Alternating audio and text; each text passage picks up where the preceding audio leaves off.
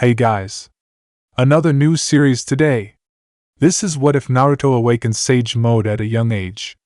One man's evil is another's salvation. Death to all enemies of heaven. Bringer of hope.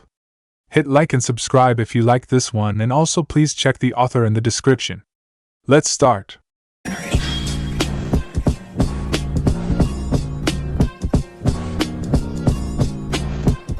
Chapter 1, Awake. Author's note: Naruto is 6 in this chapter. Some say my father was a hero. In the eyes of our people, he was nothing, but, in the eyes of our enemy, he was a butcher. He cut down the strong, the weak, and everything in between in the name of peace. The line between life and death is more intimate than we humans realize. They both accrue every day, sometimes at the same time. Hundreds of people are brought into this world and hundreds more leave it, and it's impossible to completely manipulate such things that are the unknown. We, humanity, spend our whole lives trying to do just that, live. We cling to the idea that just existing is enough. Life and death said to be polar opposites. I see them for what they are, though. My father, Namake's Minato, hero, or monster. Sometimes, the world doesn't need another hero. Sometimes, what it needs is a monster. My name is Uzumaki Naruto, and I am a monster. A 6-year-old Uzumaki Naruto lay on his back in the cold, dank alleyway that his attackers left him in not 5 minutes ago. He was beaten and broken, so much so that his body felt numb. Good. It was better if he couldn't feel the pain right now. He could somewhat hear the faint noises that the still-going celebration was making in the distance, mocking him with its cheery attitude, completely ignorant of his suffering.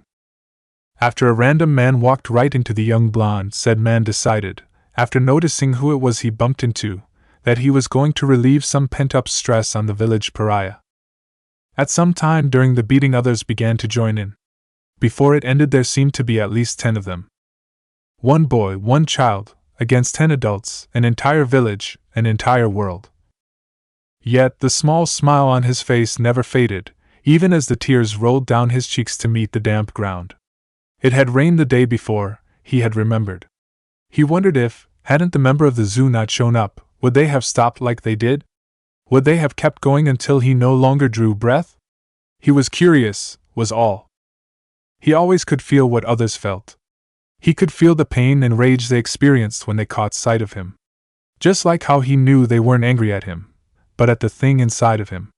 That never stopped them from projecting their anger on his young body, though. Did they ever notice that he never resisted? He didn't understand what exactly he housed in his gut, but he was sure that it was the ire of the village. He'd heard the stories of the Kyubi no Kitsune, the demon that attacked the village a few years ago. He put 2 and 2 together and figured the red-hot, and oh so angry feeling in his gut was the supposed destruction incarnate. When he calmed his breathing and focused, he could feel the massive aura that was the Kyubi. He would search for something else, anything else within that storm of rage. He understood the feeling he found completely. Loneliness. Naruto had been all alone since he was born. No parents, no friends, nothing. It was a nightmare, except he couldn't wake up. He was stuck. That never kept him down, though, because with his innate ability to feel those around him also came the ability to understand them completely. And when you can understand someone completely, you can't help but love them. And Naruto did. He loved his village, his people, with his entire being. He could connect to others on such a level that if someone paid even a sliver of attention to him, they would realize that the boy was capable of feats no other human was able to perform. He, in the simplest way to put it, was doing the impossible, the unthinkable, the amazing. To connect and understand another's feelings and intentions to such a degree that you could practically understand what the other was thinking was as scary as it was incredible. And that was only the beginning of what Naruto could do with his natural talents. Compared to his other skill set, the empathy was just a small drop in a very large ocean. He had never used his other ability on another living being before, but he knew the outcome would be terrifyingly effective. Sighing to himself, the little Uzumaki finally stood, already healed of the beating he had received. If his pain caused others joy, even if only slightly, then he would take it. He was the only person who understood the pain of each individual as much as they themselves did, so it just stood to be true that he would be the only one who could handle their anger. He could and would take it all, the pain, like it was his life's mission. He would do that for his precious village. Dusting off the dirt that now occupied his clothes, Naruto began to walk, where to even he did not know. He felt drawn to something the moment he first stood. Like someone was calling out for help, calling out for him. They were scared, terrified, and helpless against whatever it was causing their intense fear. It was so strong that it hurt his heart, his soul and whole self. He needed to get to them quickly. He decided to try out an idea he had a few days ago. With the use of his other ability, he thought that it would be possible to run faster than he usually was capable of. Much faster. Pulling in that beautifully bright and unbelievably powerful essence that was all around him, always roaming the world. Or was it the world itself? He flooded his body with it to the spilling point. He was now brimming with the unnamed and unknown energy, and he began directing it to his legs. Just like he had thought, his speed doubled. Not enough. He wasn't fast enough, not yet. He forced even more of the energy into his legs, his speed tripling. More. He repeated the process again. His speed quadrupled. Not yet. His speed quintupled. He was so fast everything seemed to be in slow motion. He was no longer visible to the human eye, or any eye for that matter. He suddenly came to a complete halt, like he wasn't traveling fast enough to clear the whole village in seconds. He was directly in the path of someone he had never met, or felt, in his village before now.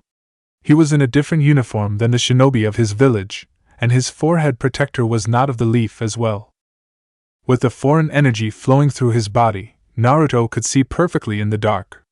The man had white bandages wrapped around the top part of his head, his hatayite slanted on his face, completely covering his right eye from the world with a black piece of string holding it all together. He had brown hair, if his brown facial hair was anything to go by. And he was tall, a lot taller than the blonde. Naruto immediately recognized the small form that was held in the man's left arm as the person he felt. He could still feel their fear even now. He wanted to change that, immediately.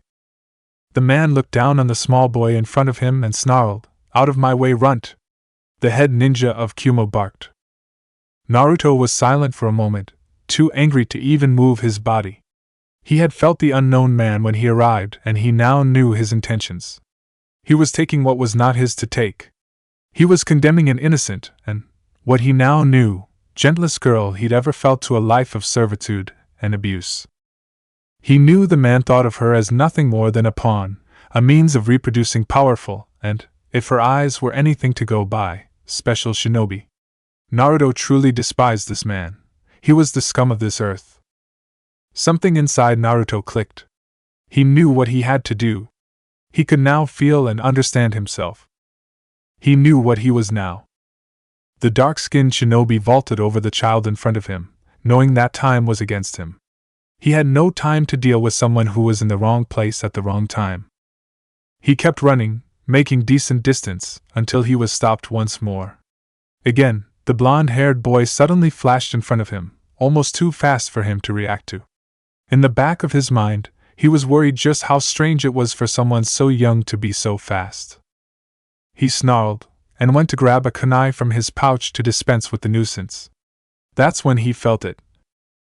Naruto's hand raised into the air, ignoring the man's attempt to bring out a weapon, and began to do the impossible. The world, which was the only way he could describe it, began to twist and turn, producing the same energy that was currently occupying his body. However, now it was different, more refined, sharper, and tangible. From the very air itself, bright golden, the same color as his eyes, particles began to appear, floating in the sky above him. With the flick of his wrist, the particles stirred, slowly rotating, grinding itself in a circular motion, enthusiastically obeying its master's whims. The grizzled man's eyes widened. He didn't exactly know what was happening, but he was able to understand that it wasn't all that good for his health. It was supposed to be dark out, being well past sundown, but with the golden matter that was flying around, the sky was ablaze in a molten gold fury. It briefly passed through the head ninja's mind that, for a moment, it had looked like the heavens themselves opened up to bring forth their wrath on him. It was the most terrifyingly beautiful thing the seasoned Jonin had ever seen.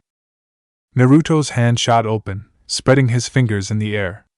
That's when the particles took form, mimicking his right arm, the spread fingers and all, just in a much larger proportion. It looked like it was the right hand of God more than a small child's anger. Naruto gave one more soul-piercing glare at the man, their eyes meeting for mere seconds. In those chaste moments, the head ninja had thought the boy could actually see his soul for what it was, tainted. He had never felt sheer terror like this before. So why was it so serene? For a moment, the Kumonin wondered why he wasn't moving, why he wasn't cutting this strange child's throat and vanishing into the night. And then he knew, with a strange, detached realization, that he couldn't. Whatever the thing in the sky was, it demanded all his attention. Not even the fear of being caught by the Konoha shinobi could spur him. The Uzumaki could feel the familiar presence of who he guessed was the girl's father. Familiar as in he had felt the man before. He had by now memorized all of Konoha's citizens. He nodded at the man, and the older Hyuga wasted no time to leap forward and scoop his daughter in his arms. Once he leapt back out of the way, Naruto had no reason to wait anymore. In the back of his head he knew he was being watched. He could recognize Hokage Jiji's presence anywhere, and he was always with members of the zoo, so they too he was very familiar with. Especially the lazy-feeling one, he was the blonde's favorite. That didn't matter now though. All that mattered at this very moment was to rid the world of this disgusting man. Like an enraged god bringing down his divine judgment, Naruto clenched his hand in a fist while slamming it down into the ground at his feet, cracking a large portion of it. He unleashed all his anger with a monstrous shout, something that sounded more animal than human. Eahaha! In a blink of an eye, the gold hand-like structure fell to the earth right above the would-be kidnapper from Kumo with earth-shattering might. All the shinobi present actually had a hard time withstanding the blast, using a large amount of chakra just to stay in place and upright. The power behind the attack had to be equivalent to 20 or 30 explosive tags going off at once. It was a terrifying sight. When the incredible golden light finally faded away, all that was left was a deep scar in the earth. A very deep scar. Naruto stood from his prone form, letting his fist unclench as he did so. No one said a word, no one moved a muscle, and everyone tried to hold their breath. Silence reigned supreme in the now very large street as everyone just stared at the boy in disbelief. Not only did the demon child completely and utterly overpower and decimate the head ninja of Kumogakure no Sato, but he did it with ease, without the help of his charge, and for the sake of another Konoha citizen. It was incredible, it was amazing, and it was unbelievable. Everyone tensed as the village pariah moved forward, towards the Hyuga clan head and heiress. When he was standing right next to the man, Naruto gave him a gentle and warm smile, already able to feel the man's gratitude and unafraid feelings. That made Naruto happy, someone appreciated him. "Is she okay, mister?" Naruto asked softly, his gentle smile never leaving his face. Hyuga Hayashi gave a smile himself, something not many were privileged to see, ever, and nodded. "It would seem so. I have you to thank for that, Naruto-san," the Hyuga man replied, still holding his firstborn. "I am forever in your debt." Naruto shook his head. "I'm just glad she's okay." Hayashi nodded. "As am I." Sarutobi Hiruzen landed next to Naruto and gave the boy a questioning look. "We need to talk, Naruto-kun," were the only words that left the aged Hokage's mouth before his sunshine body flickered away, taking the blonde with him. As Naruto sat in the chair across the Hokage in the man's office, he felt no fear. He already knew what the man was going to ask. And he was going to answer with a smile, because he knew he had done the right thing. He had saved an innocent, and was proud of it. That made him a hero. He had taken another's life, and enjoyed it. That made him a monster. Whatever others saw him as didn't matter now though. He had found a way to feel. He felt alive. He felt free. He was finally awake. Chapter 2: Welcome to the Zoo. A deity is supposedly something divine, and as such should be judged by their ability to create and heal. Yet, we mortals judge the potency of a god's strength by their power to destroy and end. It's silly, really, if you think about it. The more a god is monster-like, the more people pay attention to it. Such absurdity is favorable to a person like me, though. I don't yet have the power to heal or create, but something I do have is the power to destroy. The power to end anything as I see fit. The only difference between me and a deity is simple. I know what I am. I am a monster. So the zoo was nothing like what Naruto thought it would be. Most of the people were of the silent type, which was something he was okay with, having people ignore him for most of his life, which, in hindsight, was only 6 years, so he didn't really have all that much experience. After the little chat he and the Hokage had after he terminated the Kumo Shinobi, the old Sarutobi had decided that it would be best if Naruto put his abilities to good use. That came in the form of joining the zoo, or what he now knew to be the Anbu Black Ops. They were the Ansatsu Senjutsu Takushibutai, the Special Assassination and Tactical Squad. That night was the best thing that ever happened to the blonde. Until the last words spoken by his now senpai. Flashback. Naruto could feel what the Hokage was feeling, anxiety. He had seen a boy of only 6 years annihilate with extreme prejudice the head ninja of Kumo. The man was the ambassador of peace for the cloud, and he was a strong jonin in his own right. The fact that Naruto had done away with him with what looked like ease made him very uneasy. Gigi, I can feel what you're thinking, just ask. I'll tell you the truth, honest. Naruto finally broke the awkward silence in the Hokage's office. The poor man was pacing the very moment they appeared in the small room. How can you feel what I'm thinking? Hiruzen asked, baffled that the boy was claiming to have the ability to read minds. Were his thoughts not safe now? When the Uzumaki laughed, the Lord Third felt like he was the child. I can't exactly hear your thoughts, Gigi, that's impossible. Naruto admitted. It's kind of hard to explain. The blonde trailed off, rubbing his chin with his right hand. It's like I'm connected to, well, everything. That's the only way I can describe it. At his grandfather figure's confused expression, Naruto explained a little better. When people are upset, I can tell. Naruto elaborated. And not just tell, but tell why. He continued, trying his best to describe what he could do.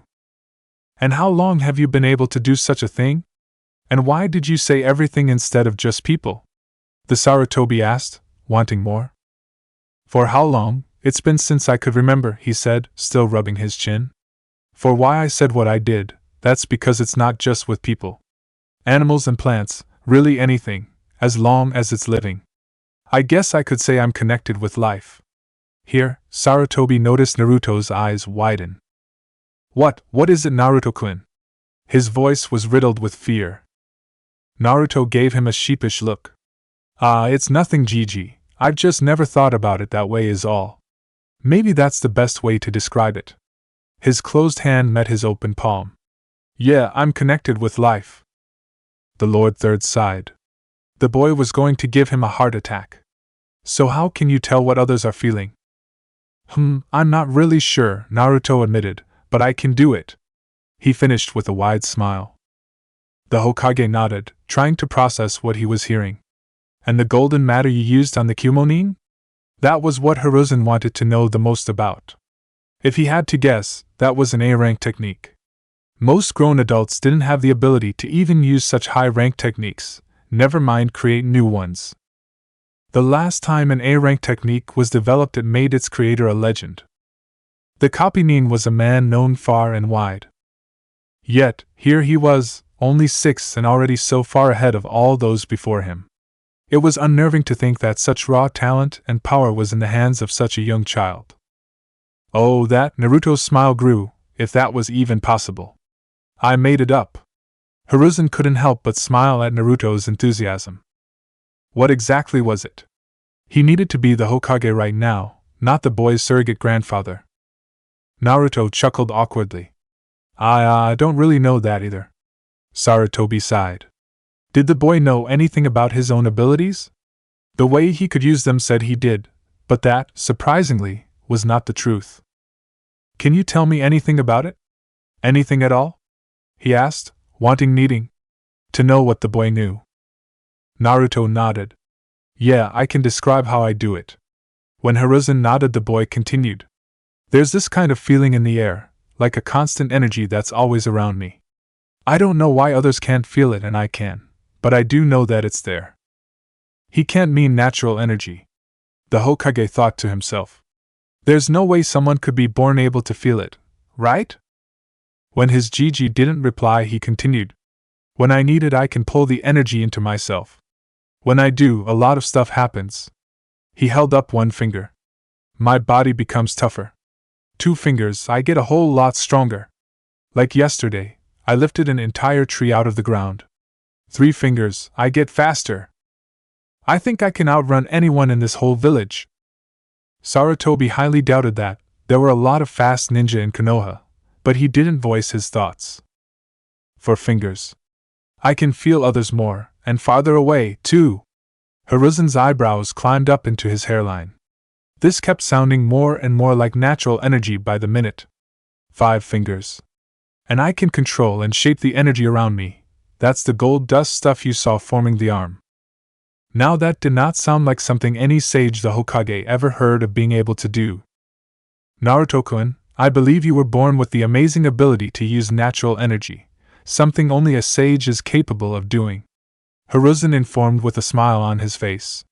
There is only one other person in this world that can use the sage arts, and that's my pupil, Jiraiya. Naruto shot up out of his seat. You mean I can use the same power as one of your students?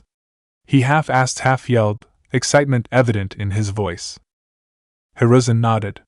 It would seem so. But whereas he had to be taught the sage arts, you were born able to use them. Another smile ghosted the elderly man's lips. It's truly remarkable. Naruto nodded, 1,000-watt smile plastered to his face. So what now, Gigi? He asked, eager to learn more. Hiruzen thought on it for a moment. What was he going to do with the boy? He definitely needed to contact Jiraiya and have him come home. He needed to know of this mind-blowing discovery. He also wanted to train the boy. He knew he would become someone more powerful than even his father. Having a hand in teaching such a person would be a gift in and of itself. Throwing him into the academy would be a shame. His talents would be wasted in that environment. What could he do? An idea began to form. With a snap of his fingers, a man dressed in black clothing, gray armor, and a white face mask, a member of the zoo, appeared from within the shadows. It wasn't a surprise to Naruto, having felt the man's presence the moment he arrived shortly after them. He knew the man as the Lazy One, his favorite zoo member. The shock of gravity-defying silver hair just confirmed this. Inu, do you think you have room in yourself for one more? It was worded as a question, but it wasn't intended as one. When the god of shinobi spoke, you listened, no matter what you were asked of. Discreetly, of course, no one besides you will know his true identity, and only your team will know that he's even in Anbu. He added, never taking his eyes off of the Uzumaki. Naruto could feel the man's reluctance, and was intrigued that it didn't come in his dislike of either his age nor his burden, but something else, something personal. Why did the Lazy One care for him? After the split-second hesitation, the dog-styled masked nin saluted his Hokage, giving the aged warrior an affirmative, yes, sir, before turning his gaze to the blonde. It won't be easy. Inu began in a hard and firm voice. He then gave off the feeling of warmth and protectiveness. Kohai. Naruto gave a warm smile and nodded as fast as he could. I'll do my best, Inu-senpai. And with that said, Naruto could already feel the great things he was going to do with Inu. It will be tough, Naruto-kun, but I believe you can do it. I think you will be able to protect Konoha better than anyone else, the Hokage said warmly, his smile showing his pride for his successor's child. This was it. Welcome to the Anbu Black Ops. He would finally be able to do what he wanted the most, protect Konoha. Nezumi Kohai. Wait. What? End flashback. Apparently, Anbu operatives were given their codename by their captain, and Inu just happened to be NAR Nezumi's captain. Well, he was going to be Nezumi's captain once he received all of the required training. couldn't have someone out in the field that didn't know what they were doing.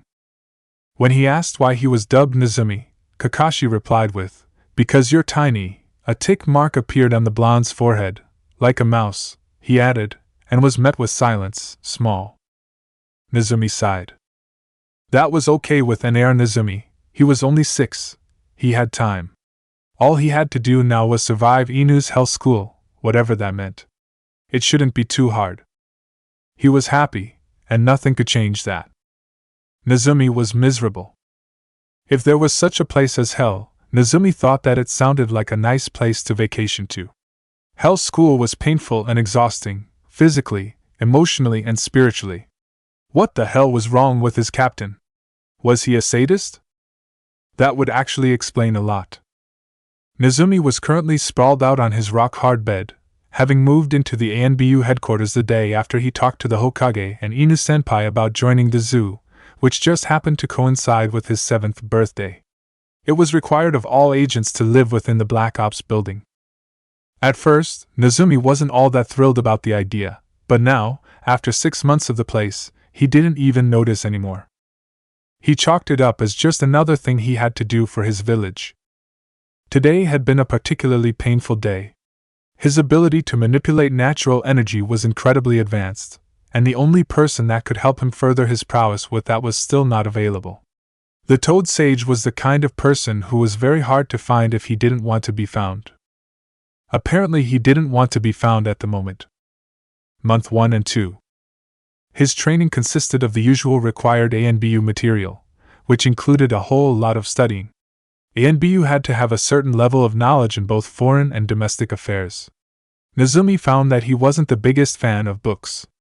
But he did as he was told nonetheless, accomplishing everything Inu threw his way. The second month he had been personally trained by the Hokage in the ways of running a village. There was a lot of politics and other boring stuff involved, but Nezumi soaked it all up. He planned on becoming the greatest Hokage, the likes of which Konoha has never seen. He really wanted to feel free and awake again. The only way he could do that was if he was protecting his village, his people. Month 3. Another huge section of his training consisted of learning other shinobi skills. Inu had told him that he needed to be more versatile. A one-trick pony, whatever the hell that meant, was something he didn't want to be. Inu, who was now more of his sensei than anything, first taught him how to climb trees. Without his hands. That was something he actually enjoyed doing. And it only took 10 minutes. Inu-senpai, after a long and detailed lesson on chakra and chakra control, explained to him that it seemed that he had abnormally amazing chakra control. Such a level of precision was something apparently only Tsunade, who happened to be another Sannin he shared something with, could accomplish. Senju Tsunade was the medical nin, and he was up to par with her when it came to control. He put that in the back of his head for later. Versatility, versatility, versatility. After the tree-walking exercise, Inu-senpai taught him to do the same thing, but on water. That, too, was incredibly fun. It also only took 10 minutes. Deciding that he needed to throw more difficult things at the boy, he began teaching him the shunshin, body flicker, which took a little longer for the boy to learn. This time it took 15 minutes. This was starting to intrigue Inu. The boy had said that he could understand everything so long as it was alive. That made Inu start to question, were jutsu alive? Because if so, Nezumi was capable of understanding any and all techniques, as long as they were performed within his sensory area. That was impossible though. The only technique he heard of that could understand jutsu like that was implanted in his left eye, the Sharingan. If it was true, just what were the boy's limits? Did he have any? The thought began to make more and more sense. Nezumi was incredibly mature, far from anything a now 7-year-old should be. He was able to speak like an adult, see things from an adult's point of view, and understand the adult world. So, how did he do it? Inu had never been one to believe that age brought wisdom. He had known a lot of unwise, elderly people. He personally thought that experience brought wisdom, which was not the same thing. You could live your entire life ignorant if you were sheltered or reclusive. Obviously, though, a 7-year-old, no matter how hard their life may be, did not have the required experience to be so wise in the ways of the world. Something else allowed him to be so mature. That something had to be his empathy ability. If he could truly understand others, then he had to have started understanding their feelings. Learning about love, hate, jealousy, greed, lust, joy, sorrow, and everything in between must have been the strangest thing for someone so young. That was the only explanation Inu could come up with on how a mere child could comprehend the emotions that he was able to feel. It was impossible, but that just made it even more special. The rest of the month he had used to come up with a name for the tangible natural energy he used. Month 4. Nezumi was then taught Shuriken Jutsu. That took up a lot of his time. It was hard for him to throw the kunai at first because his hands were so small. After Inu taught him a trick that he used to do when he was young, apparently he was a young prodigy as well, that involved his chakra he caught on fast enough. Month 5. The next thing Nezumi had to learn was stealth. He was a little nervous about it at first, but after a couple of weeks he got the hang of it. Then it was Kenjutsu training. After the first day, Inu thought he had finally found something the kid wasn't good at. He realized how wrong he was a week later. The cut on his back still stung from that. Month 6. As of late, Nezumi learned a lot of ninjutsu, finding it to be his favorite. With his perfect chakra control, learning genjutsu was too easy, and his taijutsu was still developing. With the natural energy flowing in his body, he didn't even need to actually land his strikes on his target. Ninjutsu, however, interested Nezumi the most. With his sage dust techniques, which he now called the gold natural energy he could manipulate, he was already ahead of most jonin when it came to power. But he couldn't solely rely on it, one-trick pony and everything. So the Hokage and Inu began to teach him elemental ninjutsu. The blonde's affinities were wind and fire, which also was special. He didn't have a Kekkei Genkai bloodline limit, not really, so the fact that he already had two affinities that complemented each other, was amazing. That's why the Uzumaki was so exhausted at the moment. Inu-senpai knew a lot of ninjutsu, as did the Lord Third, and they was making sure to drill as many into Nezumi as possible.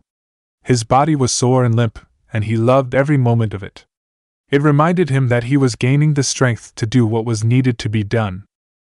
Things were going to change when he got out of these walls. Konoha's enemies would think twice before striking. Her people would know peace. Nezumi would be a hero. Even better, Nezumi would be a monster.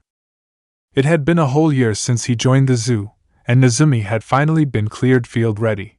He was nearing 8 now, and he was a certified member of the Anbu. He was nervous now though. Today was the day he met the rest of Captain Inu's team. He understood Inu's words when he said it would take the team a while to warm up to him. He was the youngest Anbu agent the Elemental Nations had ever seen. The others just needed to be positive that they could rely on him to watch their backs. They could. Inu had been extremely happy that he and the blonde were the same, patriots to the core, but still cared about the lives of their fellow citizen above all else. When Kakashi told him that those who abandoned the mission were considered trash, but those who abandoned their friends were worse than trash, Nezumi loved the saying so much that he asked if he could live by it as well.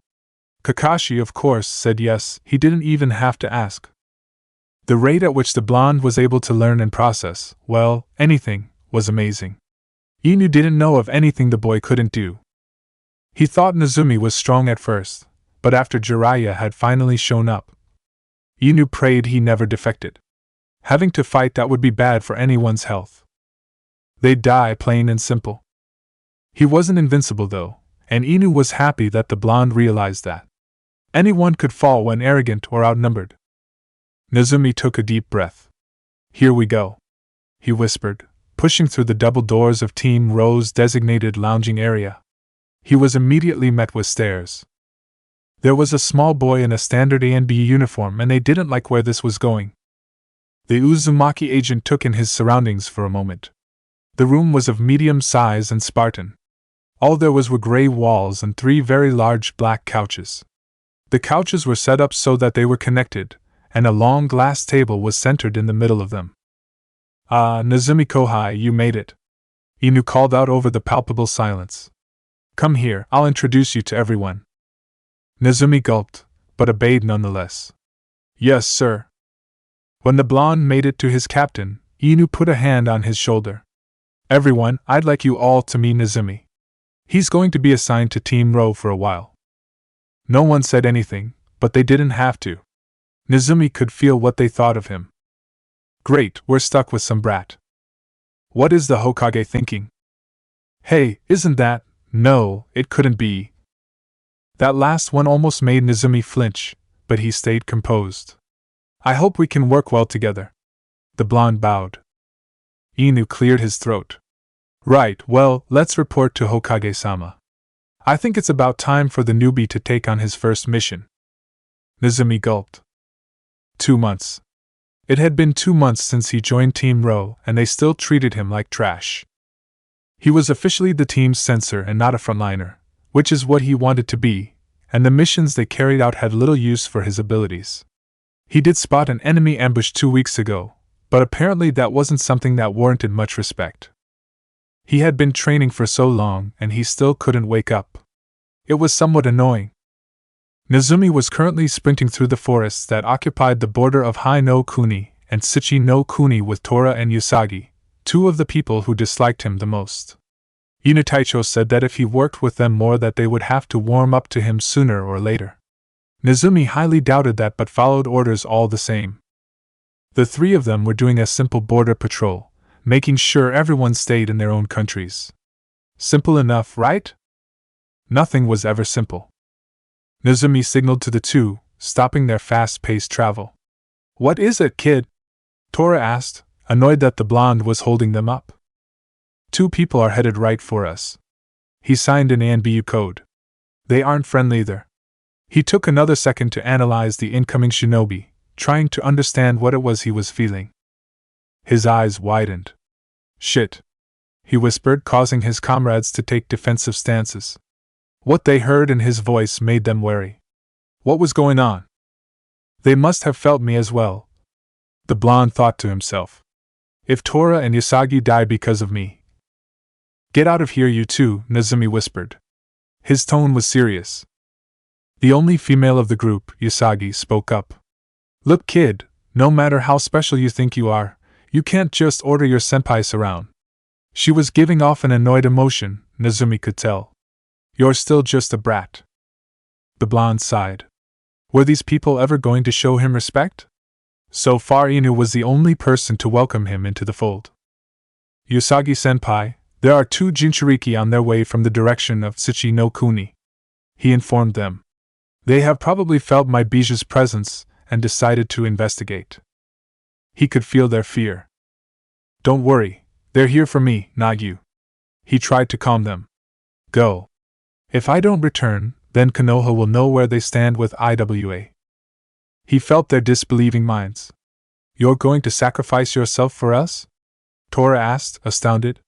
It was no secret that both he and Usagi hated Nezumi, so why the hell was he doing this? Why? The 2 Anbu's hearts almost broke when he took his mask off and smiled at them, of all things. Because we're comrades. You'd do the same for me if it was the other way around. Nezumi sometimes wished he couldn't feel people's hearts. No, we wouldn't. Nezumi steeled himself. Anbu didn't cry. Now go, he repeated, this is my fight. And with that, he turned around and took off in the direction of the fast-approaching IWA Nin. It was a warm and sunny day, the complete opposite of what it should have been. He was sacrificing himself for people who didn't even see him as a person. He just couldn't bring himself to care, though. This was it. Time to wake up. It had taken hours to regroup with Inu Taicho and the rest of the squad, but when Usagi and Tora explained what had transpired earlier in their border patrol, they regretted it. You're worse than trash now. Inu's cold voice hit Tora and Usagi like an enraged tsunade. How could you just leave him to die like that? The worst part about it was that he wasn't even yelling at them. He was speaking in a soft and very scary voice. But Usagi tried to defend herself but couldn't think of anything to say. They had abandoned someone who truly cared for them.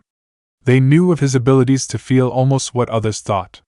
He must have known what their response was to his attempt to establish a bond. The two Anbu's hearts almost broke when he took his mask off and smiled at them of all things. Because we're comrades, you'd do the same for me if it was the other way around. Nezumi sometimes wished he couldn't feel people's hearts. No, we wouldn't. They didn't get the chance to speak again. Inu was gone, out to look for his wayward Kohai. Minutes after Usagi and Tora left. Nezumi, no, he was Naruto now. He was awake, was face to face with two S-class Jinchuriki. They had taken countless lives, Konohanin included, and had years to tame the beasts within. Naruto was 8, and the only time he had interacted with his charge they didn't even speak. Unfortunately for them, that was enough. Flashback. When the old pervert finally made it to Konoha, Naruto was put to work right away, and not just in Senjutsu. Jiraiya-sensei had been adamant that Naruto try and establish a link between him and the Kyuubi. Naruto didn't mind so much as he just didn't know how. Just relax, the Toad Sage told him, calm yourself and visualize what you want. Naruto sighed, what exactly was it that he wanted? Jiraiya had said that he was Konoha's Jinchuriki, and even though he didn't like it personally, his fellow Sannin told him that he needed to learn how to harness the Bijuu's power. Of course Naruto wanted to protect Konoha, but he felt guilty just taking what was not his. Didn't he kill a Kumonin for that? So what did he want? Deciding to just wing it and come up with an answer later, Naruto dived into his own mind. It was a wet, dark, and broken place. So nothing unusual. A long corridor, what looked like an underground sewer of sorts, stretched out from both behind and in front of him. Water dripped from the ceiling and the walls were cracked. Did he mention that he was knee-high in something he hoped was water, because he was? He chose to walk forward, might as well, and he began to regret his choice. It felt like hours had passed since he arrived and everything seemed to be the same, never-changing, dingy hallways.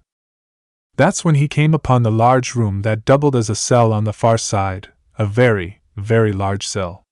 The metal bars, adorning a large tag the reed seal reached into the darkness that was above them, lost in the expanse that was his mind. For a long drawn-out moment, everything was still. He began to think nothing was beyond those figurative bars, until a single, red-slitted eye peered through the darkness, capturing the small boy in its gaze. Before, when Naruto tried to feel the mass in his gut, he only ever felt hatred or malice, and at times, loneliness. Now, standing so close to the famed monster, he seemed almost calm. Naruto smiled. Was his soothing natural energy relaxing the all-powerful Bijuu? Whatever the case may be, Naruto was certain that the Kyuubi could feel him as well, like he too had the ability to read emotions. Naruto never felt so close to another in all his life. They were the same, in more ways than one. They were both scorned by the world. They were both the definition of strong. They were both forced upon each other. They were both too different than what people were comfortable with. And by far the most important and startling similarity was that they were both monsters. Standing proud and tall, not against the misunderstood Bijuu, but beside him, was thrilling. There was no need for words. Everything was being said through their eyes. I'm sorry for what's happened to you. I know. I'm going to save you. I know. I'll need your help. The visage that was the Kyuubi morphed into the terrifyingly wicked grin that stalked the nightmares of so many. I know. End flashback. Naruto wasn't sure why Team Ro felt so awestruck when he returned to the village the next morning. He's in tattered and scorched rags, a sure sign of battle. Even Usagi and Tora felt like they were relieved and happy. His face mask is nowhere to be seen, and he's covered head to toe in soot. That was strange, but Naruto was never one to look a gift horse in the mouth. What happened to you out there? Still he was disappointed in himself. One got away. Kakashi stored his observations away for after what was to come. Before he could think more on that line of thought, Tora and Usagi approached and no, he wasn't awake anymore. He was Nezumi now. The two approached Nezumi with a small bit of trepidation in their step. No, he didn't want them to fear him. That's when he realized it. We apologize for being worse than trash, Nezumi Kohai. They both shouted simultaneously, their heads lowered in a deep bow. They weren't afraid of him. They were upset with themselves for abandoning a teammate. They accepted him? Nezumi's heart jumped. Was it finally that time? Was he now noticed as important? If you have it in you to forgive us, we promise to treat you with the respect you deserve, Usagi begged.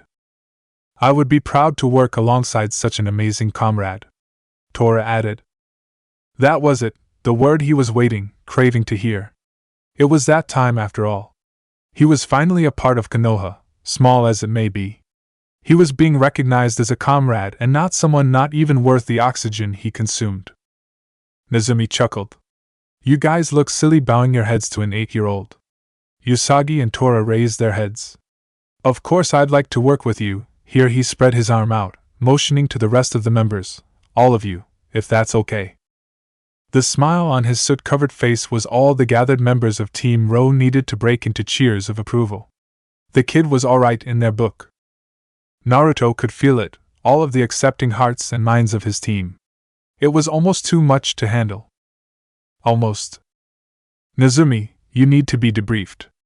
Inu Taicho spoke above the yelling. The Hokage needs to know what happened during the time you were MIA. The cheers died down, but the emotion still filled the air, and that was enough. Nodding to his captain, Nezumi headed for the exit, intent on following the silver-haired man. Before he could make it out of the door, though, Usagi called out his name, causing him to stop and turn to the woman. Yes, Usagi-senpai?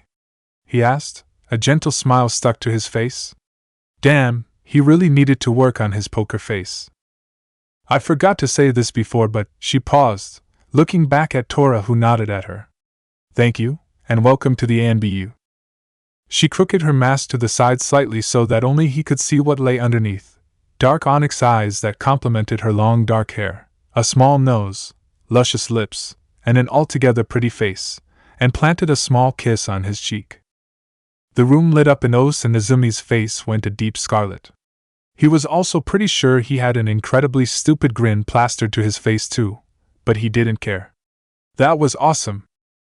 He did it. He was now officially a member of the zoo. Having heard the happenings that his newest operative explained, in great detail, about the death match he had with two people he was unfortunately familiar with, had the Lord Third Hokage nervous. Seeing the subsequent head of Yotan no Rashi laid out on his desk, unsealed from the scrolls, said operative put it in after he managed to defeat and kill the powerful man scared him further. What couldn't this boy accomplish? GG, about the Yanbi. The soot-covered blonde even looked nervous here. We need to talk. His eyes dragged over to where he could feel the ever-present Anbu watching their leader closely. In private, his voice was riddled with concern. Great, what now? Chapter 3, The Might of Konoha. A war zone is a place someone like me can thrive in. Opposing sides fight to the death to claim the victory. Everyone on the opposite side is fair game. All of them must die. Monsters like me are the star players in the game that is war. It's a place we can feel alive, free, awake. I never thought I would have the privilege to not only witness one of these ridiculous bouts, but help bring about the fall of the very person who started one. I'm elated that I was wrong. Greetings, war-torn Mizu no Kuni, a monster has arrived to set you free. Me. The shores that made up the coast of Mizu no Kuni were heavy with fog. The sun was nowhere in sight, and the air was thick with moisture. It felt like it could rain any minute now. The small fishing village the four-man cell arrived at was said to belong to the resistance. The war between them and the Lord Fourth Mizukage was heavily reliant on territorial dominance. Mizu no Kuni was made up of several islands, all centering the country's hidden village, Kirigakure no Sato, which was currently in the hands of the tyrant known as Yagura. The man was leading a crusade to purge the bloodline users from Mizu. It was said that he thought them to be too dangerous to let live, so decided to kill his own people out of fear. Hundreds of thousands had already been slaughtered, and many more still lived in fear of his genocide. The other nations all decided to stay out of Mizu's business, letting them handle their own domestic affairs. The bloody and crippling civil war finally reached the land of fire citizens, in a way. A small scientific expedition into the waters that bordered Hai no Kuni and Mizu no Kuni turned into a massacre. The group of 6 civilian scientists, not a shinobi in sight, was captured by the Mizuki's forces and executed on the false charges of espionage. Konoha received their heads a week later, courtesy of the Mizuki himself. Yugura was a fool, because now Konoha had him in her sights. She cried for his blood, and his blood she shall be given. The Mizuki was playing a dangerous game by poking the sleeping dragon that was the god of shinobi's wrath. That's why the Lord Third ordered a small contingent of Rohan to join the resistance and strike at Yugura directly. Taking a deep breath of the cold, salt air-riddled afternoon air of the shoreline, Nezumi glanced at the captain of their newest assignment, Nico-senpai. The woman had long beautiful purple hair, and that was all that Nezumi knew about the cat-masked operative. She was an Anbu through and through. She never took her mask off, at least since he joined the Corps 2.5 years ago. Nezumi knew better though. She was a warm person and thought the same as he and Inutaicho. The team was just as important as the mission. That made it easier for him to suddenly be under her command. To his left was the official youngest Anbu agent in Konoha, Karasu, his best friend. The Chromast operative joined the fold half a year after the little incident that caused Team Ro to finally accept him. It came to no surprise to Nezumi that Karasu entered the Black Ops. The things the blonde felt coming from the young Uchiha amazed even him. He was strong, obviously, but his mind and heart made Nezumi instantly want to befriend him the moment he walked into Rohan's changing room. Being the closest to him in age was a factor too. After a few missions together, the two became quick friends and were usually paired together. Team Ro had been a little more accepting when the 10-year-old joined. After working with an 8-year-old juggernaut made sure they'd never judge someone by their age again. Crouching next to Karasu was the newest member of Rohan, Saru. It was strange, first Karasu, and now Saru called him Nezumi-senpai. He was too embarrassed to refer to them as Kohai though. He was only 10 now. They were both at the very least 2 years older than him. Saru had shown a lot of respect to Nezumi right away, and that confused him greatly. The monkey-masked man had explained that he was somewhat of a celebrity among the younger operatives at HQ, even if it was just a rumor. A child with the strength of an entire army was what they described him as, and some even said that he was invincible. Nezumi was less than pleased about the rumors. His status as an operative was top secret. He was the Hokage's personal shadow, a silent defender. He didn't mind fame, but his Hokage had wanted him to be a whisper, not a poster boy for the village. They had Itachi for that. Of course, Saru was in his mid-20s, but that was apparently young enough to look up to the legend that was slowly coming forth. His thoughts were interrupted. Nezumi, find the resistance. We need to meet up with them and explain Hokage-sama's orders. Nico spoke, giving her first order as a captain. Nezumi nodded, already doing what he was told. The village was small and not a lot of people resided in it. That made it incredibly easy to lock onto the strong chakra signatures that he was sure belonged to the resistance. Done. They're not far from here, just northeast of this position, 10 minutes I'd say. Nezumi replied, waiting for the next orders to be given. Lead the way, she said, confident in his abilities. Having worked with the young blonde for the better part of 2 years made her a firm believer that he was in a league far out of her reach. She was just glad that he was letting her run the show. Someone else that knew that they were the greater would have given her trouble during the entire assignment. That's why she respected Nezumi. He was far from arrogant and loved to cooperate with his team, always listening to orders and offering help whenever it was needed. Yes, Captain. And with that, he took off in the direction of the higher-than-average chakra signatures, leading the cell for the short duration. He took in the sights of the village as he raced across it. There were a lot of shops, and the ground of the shopping district was made of cobblestone. Different. The people here looked so sad, and the young Anbu operative could feel their suffering. Good. Now he had more of a reason to fulfill his Hokage's orders. Yugura had to die. Like he said, it only took 10 minutes before they reached a seemingly random hut at the edge of a dock. Nezumi knew better. He could feel the shinobi below them. No one could escape his sensing capabilities. He was the greatest sensor in the village after all, able to feel the emotions and intentions of anyone in his range, which was incredibly large. Nodding to Nico, the mouse-masked boy fell back, allowing the woman to take the lead again. Stretching her arm out to rasp against the wooden door, she was cut off by a burly man with long black hair. "State your business, Konoha-nin. I've done nothing wrong, and you have no jurisdiction in this part of the world." His voice was gruff, matching his appearance perfectly. The scar that ran across the bridge of his nose reminded Nezumi of a chunin he knew to work at the academy. He didn't know the man's name, but he knew that if he went to the academy, he would want that man to be his instructor. He had a good heart. Nico chose her words carefully. "We've come on the behalf of the Lord Hokage. We have jurisdiction anywhere we so please." She gave the man a respectful nod of her head. "Konoha wishes to help wash away the red from the waters. We're here to clean house." There it was. The code the resistance used to identify friendlies. That little piece of information was invaluable to them. Without it, the resistance wouldn't have let them anywhere near their plans. "What they say about Jiraiya must be true. The man was a master spy." "Wait here for a moment," was the man's reply, disappearing from the door to enter the small shack. 5 minutes later, the man returned and ushered them into the hut, which would have looked strange to onlookers. The hut looked like it could only fit 2 of them in at the same time. The hut itself was just a ploy, what lay underneath it was the true hideout. The underground tunnel was very large. An experienced Doton user must have had a hand in creating it. The tunnel stretched out for a small distance, which led out in an even larger room. There were people scurrying about like worker bees. Nezumi chuckled, it was like a hive.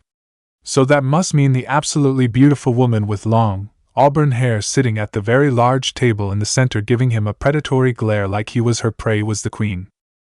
This should be fun, he thought to himself before joining Nico and the rest of the team in making their way to the obvious leader. The smirk on her face kind of excited Nezumi. "So, Konoha finally decides to send assistance, and all we get are 3 Anbu." She shook her head in mock hurt. "I'm disappointed." "4, Nico spoke, you've been given 4 Anbu to your cause." "Ah, but you're wrong, sweetheart," she retorted. "The children only count as half an Anbu." Her smile was still as sweet as it had first been. "So I've been given 3, such a shame too, I really could have used the help." Sara decided to speak on behalf of Karasu and Nezumi. "You're going to eat those words later on, beautiful." Nezumi sighed. Sara was always hitting on women. Even now, in a foreign country and in the presence of what the blonde could feel to be a powerful kunoichi. The woman's predatory smirk intensified. Yup, Nezumi definitely liked this one. "Oh? Now I just can't wait to see what the youth of Konoha is capable of." She almost sounded genuine, but she couldn't escape Nezumi's abilities. No matter how good of a liar she was. "Our Hokage has given us orders to shadow the resistance and assist in any and every way possible. Our goal is to get Yagura alone with Nezumi here," she informed the woman, gesturing to the smallest member of the cell. A delicate eyebrow rose on the beautiful woman's face. "And why would your Hokage wish to have a child confront a Kage-level Jinchuriki?" Nezumi was glad that he had his mask on, because if he didn't, everyone would have seen the absolutely terrifying smile on his face. "The Lord Hokage wishes to end the life of the Yondaime Mizukage. The easiest way for that to happen is if we wake our sleeping comrade." The blonde really loved how his team understood him so. He would have started laughing if he hadn't trained so hard to be capable of keeping his emotions in check. The woman was now really confused. He guessed that she'd never met a monster before. "Black Harbor," Terumi began, "is a loyalist-controlled prison. It houses a good portion of our people." Here, an angry expression flashed across the woman's face. "The ones the bastard keeps alive." It had only been a few hours since the Team Rho contingent met with the resistance, and they were already being put to work. Karasu was indifferent. Sara was annoyed. Nico was ready to serve. And Nezumi was excited. If they could help win the war for the resistance, Kiri, with whoever became the Mizukage, Nezumi thought it would most likely be Mei, would be indebted to Konoha. He was going to have a hand in creating a peaceful alliance for his home and Kiri. He would save so many lives. And take so many more. It was a win-win situation. "You want my team to, what, pull off a prison break?" Nico asked. She didn't see how this would help them any. Yes, that is exactly what I want of you and your little team. Nezumi could feel that Nico didn't like Mei too much. My top general went in to find information on the whereabouts of Yagura's top weapons manufacturing buildings. The green-eyed woman brushed a stray hair back into one of the 4 bangs that framed her face. I was planning on sending 3 of my teams in, but if what you say about the 2 kitties is true, then I haven't the need to, now do I? Nezumi could understand why she wasn't Mei's biggest fan. She kind of came off as arrogant, but maybe that was just because she didn't know them all that well. Nezumi wanted to chuckle again. He could play that game if that's what she wanted. No. The smallest out of the Konoha Anbu said, looking at Nico. Let me go in alone, Captain. Ah, there it was. The emotion he was looking for from the auburn-haired woman, incredulous. This doesn't call for the 4 of us. He turned his masked face towards Mei. I should be more than enough. Any more would be overkill. While Terumi was shocked into silence, Nico was mulling it over in her head. Nezumi usually never outright asked for a solo assignment, he was just given them because he was the only person strong enough to take them on. So why was he doing so now? That's when she realized what he was thinking. The resistance didn't trust them, and worse, they thought they weren't capable. That little genius! He had worded it as a suggestion, giving her the authority to make the decision. He knew she was worried that he would try and take over, and to squash those thoughts, he showed she had seniority in front of the others. He also knew that the only way for the resistance to realize just how valuable the team was, they needed to be shown that they were more than capable of fighting the good fight. If the youngest of the group could take down an entire prison filled with enemy combatants, not only would the cell be shown respect, but he'd be showing them Konoha's might. It did everything that both they and Konoha needed all in one go. It still astounded her how the boy was able to think and strategize to win the game with only one move. He truly was the monster he claimed to be. It just took her a while to fully understand what that meant. Permission granted. Nico nodded her head, both in confirmation and thanks. She was sure he could feel her gratitude. Do as you see fit to complete the mission. Nezumi got the message. I agree and thank you. Yes, Captain. Wait a minute here. Mei finally spoke up. You're really going to just send the 1 kid?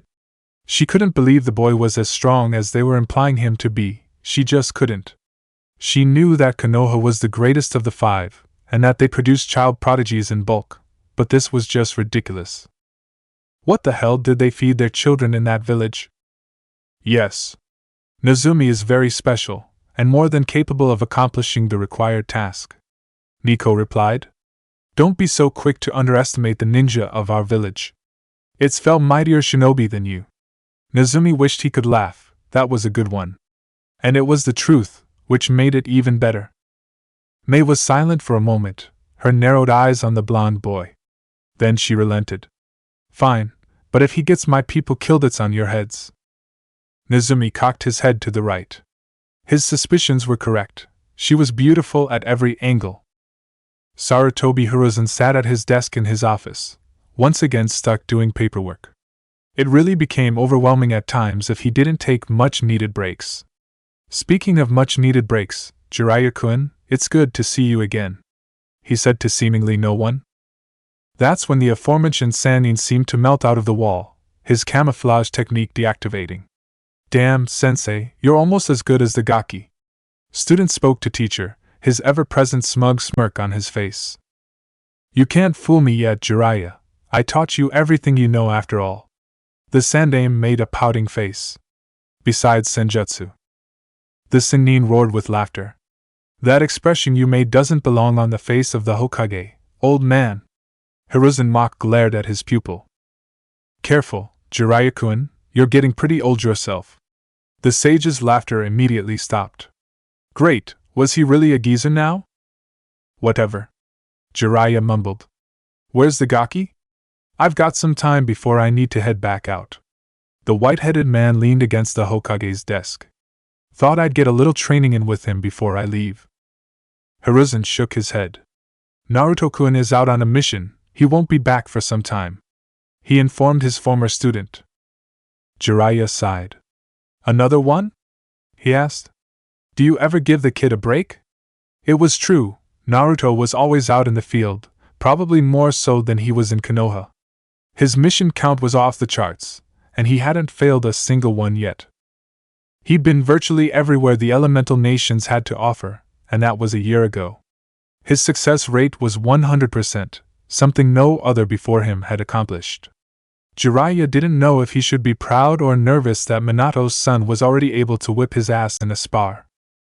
Naruto was a true prodigy, a genius among geniuses. He had surpassed many of the world's most powerful men and women by now, and he was only 10, nearing his 11th birthday. He shared the Sandame's worries of what the young Uzumaki would become in the near future. Hopefully he would stay the same, a loyal Konoha patriot. He enjoys what he does, Jiraiya, the Sandame said, rubbing his temples with his thumbs. He gets restless if he doesn't serve. He finished. I guess, the Toad Sage mumbled. So, what are you having him do this time?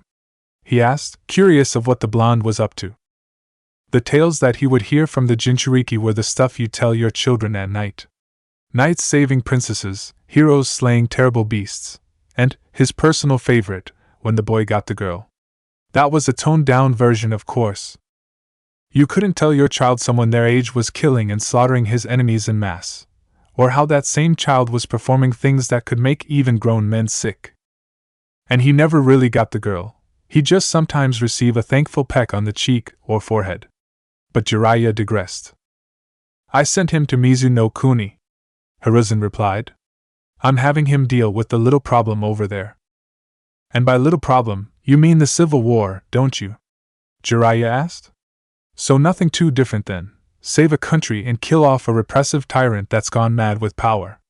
His deadpan was barely concealed. That sounds just peachy. Hiruzen nodded. Indeed. I'm glad you understand. Jiraiya sighed. He really missed his godson. Nezumi now understood why the prison was called Black Harbor. The walls that encased the prison were made of some sort of black material that could withstand several high-ranking ninjutsu, or so May would have him believe.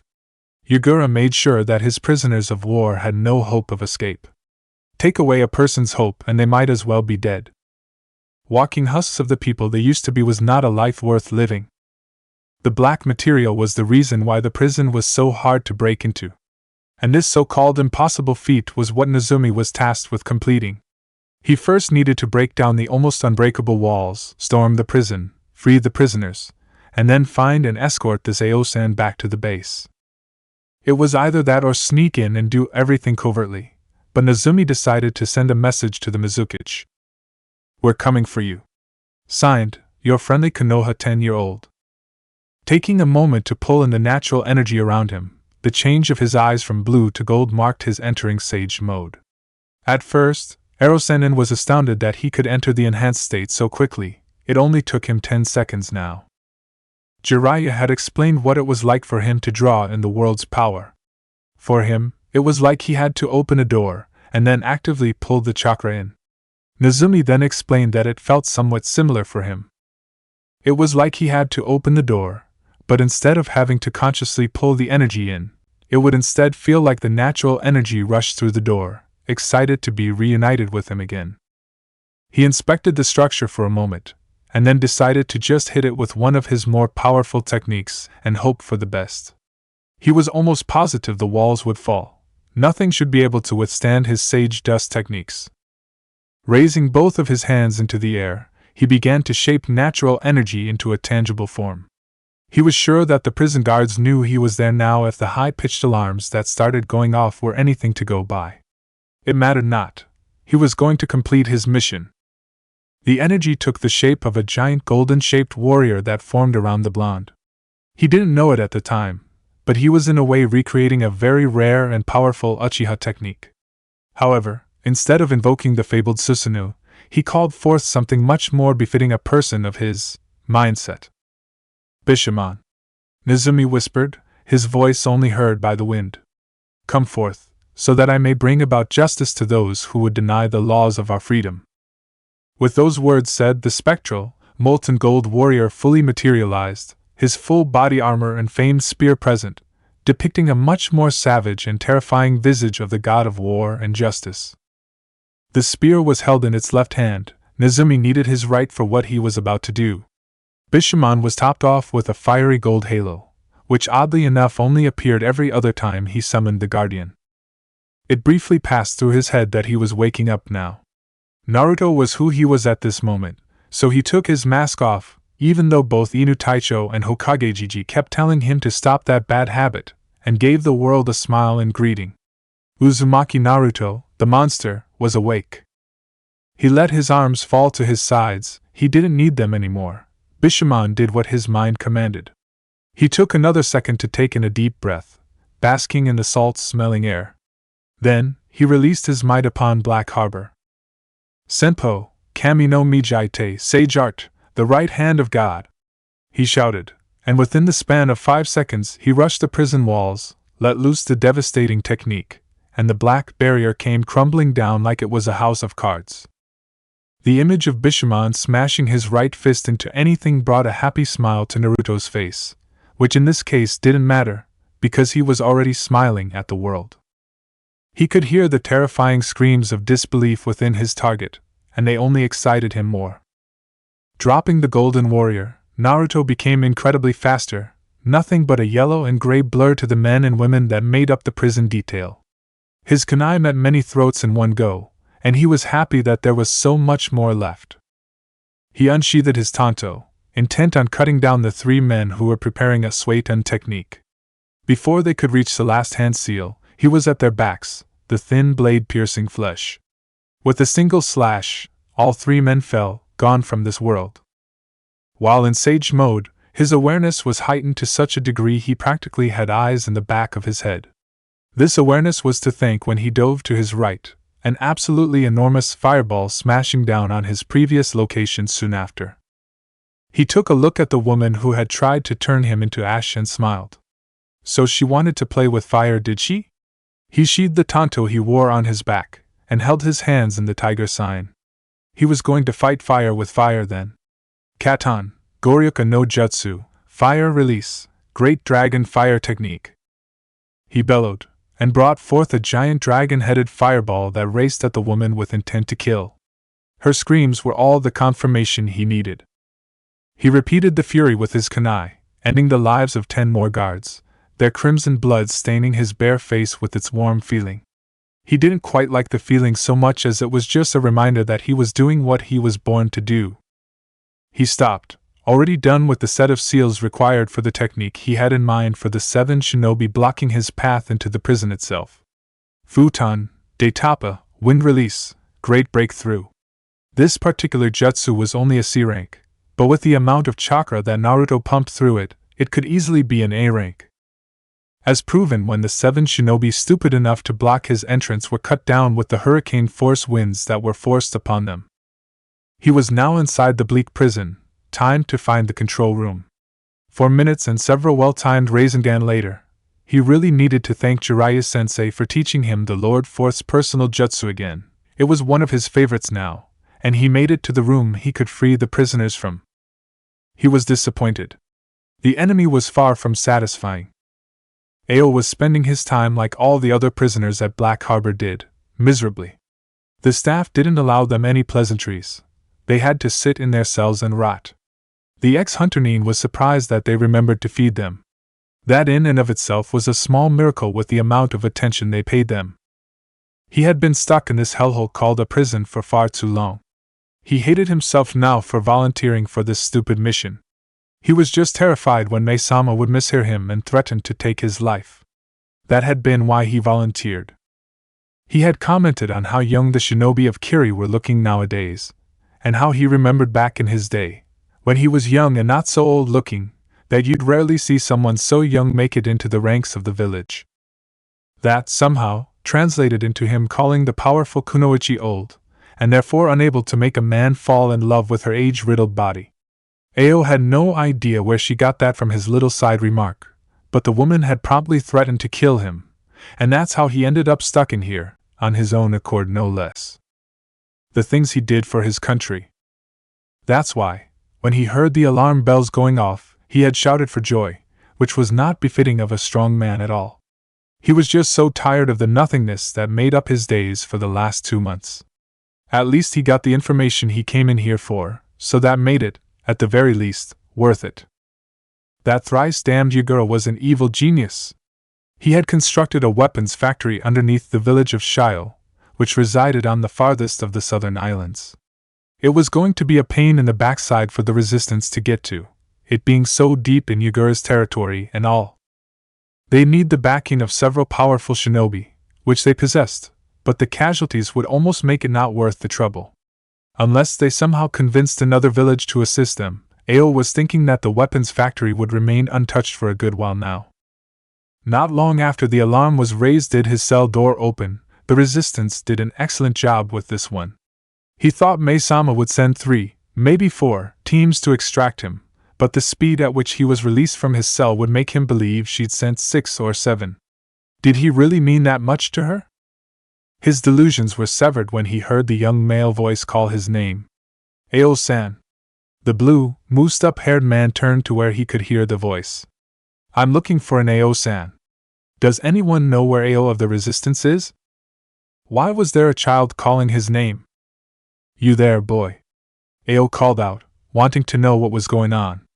Where were the teams that broke him out? I am Ao of the Resistance, what is it that you need? He emitted an annoyed feeling. Why was there a boy looking for him? Ah, so you're Ao-san. Good. Mei-sen has sent me here to retrieve you. He sighed. But I guess we don't have very far to go though. Ao raised an eyebrow. Why would Mei-sama, he put extra emphasis on the proper way to address the powerful woman, send a child, to Black Harbor of all places, with the retrieval team? He asked, confusion lacing his words. The boy scratched the back of his head. I am the retrieval team. He laughed somewhat sheepishly. It's just me. Ao was silent for a long moment, an oldish look on his face. Did he just hear that correctly? Did this young blonde boy just claim to do what he thought 7 teams had done? Was he claiming to have broken into Black Harbor, taken out all of the guards, and then set him, along with everyone else being held captive, free by his lonesome? He was so shocked that he missed the boy's slightly chuckle. He didn't know it yet, but Naruto could feel how astonished and disbelieving the Kirin was. Come, your commander is closer than she should be.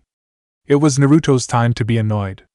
Did the woman truly underestimate Konoha? They were the strongest military force in the elemental nations for a reason. Ao nodded dumbly and followed the boy he just realized was a Konoha Anbu of all things. Was the Leaf really so far ahead of Kiri that their children outstripped experienced jonin? When the boy identified as Nezumi left with the guide who was to escort him to Black Harbor, Mei had followed shortly after. She had taken a small team with her too, so when the boy realized that he wasn't as strong as he thought he was, she could step in and do what needed to be done. What she had witnessed truly opened her eyes to how outclassed they were compared to Konoha. The blonde had first whispered something that no one present could hear, and that's when that thing showed up. She wasn't a very religious person, but even she knew of the god of war and justice, and when she saw the child, if he could still even be called one, not only summon him, but command him, she had been terrified. One strike from the golden god collapsed the unbreakable walls, and that's when the boy began his massacre. The first batch of shinobi that he encountered was run through like butter with a simple kunai. He had no trouble at all, it seemed, with nothing more than that. Then he had used the tanto strapped to his back to cut down 3 guards so quickly even she couldn't make it out. When she saw the giant fireball crashing down on him from his blind spot, she had thought it was over. That's when the boy dove out of the way. Apparently, he didn't have such a thing as a blind spot. The dragon-like head he spit at the woman responsible for the flames that almost toasted him was all it took to end her life. Mei couldn't believe that a child was so good at killing. And the smile on his face while he did these things unnerved her. He then went back to a simple kunai to the throat method, taking out at least 10 more enemies. After he was blocked by what looked like to be 7 shinobi, he unleashed an absolutely ridiculous amount of force in the form of a futon jutsu. When he had entered the prison, all she could hear were the screams of the men and women that made up the prison guard and small explosions. She saw all of the prisoners, some she recognized, some she did not, fleeing the carcass-covered grounds of the confines. Shortly after, the blonde, alongside Ao, made their way right for her. She wasn't surprised. He knew she wouldn't doubt the boy ever again. Team Ro had earned her absolute respect. Before the two could make it to her, and the few shinobi she took with her, the boy stopped and turned, telling Ao something she couldn't hear. When her general nodded a bit confusedly, she didn't know what to expect next. Ao made it to her and saw her confused expression. He said he didn't like the prison? Ao whispered. So he's going to raze it to the ground. He finished, somewhat hesitant of his own words. At that moment, the whisker-faced boy, which she now found to be both adorable and frightening at the same time, brought his arms into the air once again. The gold substance that his last attack was made of formed again, and with a shout of 10 May, heaven's decree, Black Harbor was flattened out of existence by a huge beam of golden light from the sky. Terumi May had just witnessed the most terrifying thing in her still young life. She had seen a child of Konoha, no older than 10 she guessed, completely decimate an enemy stronghold by himself. She'd remember that day for the rest of her life. That day, she had witnessed it. The Might of Konoha. Chapter 4, Hell Hath No Fury. I sometimes wonder if my talents are nothing more than a curse. Why was I, someone so young, given the ability to understand things with such clarity? Time and time again, I find myself regretting the power I was given. Why me? The need to be a monster grows more and more with each passing day. The more I try, the more I find ways that I am what I claim to be it mentally, physically, or spiritually. So why is it that I usually end up a hero? At the end of the day, I ask myself these very questions, and reply with the very same answer. Who cares? I am a monster, be it Nezumi or Naruto. And every day, I become more and more okay with it. When May returned to where Nico and her team were on standby, the young blonde that accompanied her was now Nezumi. He'd had his fun. It was time to put the mask back on and act like he wasn't a monster. Nico smirked under her porcelain mask. The way the leader of the resistance kept glancing at her kohai told her all she needed to know. The woman had witnessed, with her own 2 eyes, the power Konoha had at its beck and call. Good. Now they'd pay attention to what her and her team said. Ah, the benefits of knowing a monster. I take it Nezumi was more than efficient in proving that you have been given 4 operatives who are more than capable of fighting the Mizuki's forces. Nico said somewhat smugly. Having May actually say that her kohais were only worth half an agent really bothered her, and to see how the woman reacted to Nezumi's actions made her feel more than a little smug. Nezumi knew as much, even without his abilities to feel others. Her tone said it all. Ah, the benefits of being a monster. Indeed. May finally said reluctantly. I'll make sure not to underestimate you or your team again. She bit out. You have my word. The woman actually looked to be in pain, sorry. There. She said it, now it was time to move on and forget it. She would be hard-pressed to admit that she was wrong and apologize to a Konohanin again. She loathed having to do it a first time. Apology accepted, May-san. Karasa replied with a respectable nod of his head. You didn't know if you could put your faith in us. Wow, this was the most the auburn-haired woman had heard the black-haired boy speak the whole time he'd been with the resistance. Now you know you can. May nodded slowly. Having children talking to you like they were adults would take some getting used to, if she could ever get used to it. Really, what was that village feeding its youth? Did your general get the information he was tasked with recovering? Nico asked, wanting to know if Nezumi had been used for nothing or not.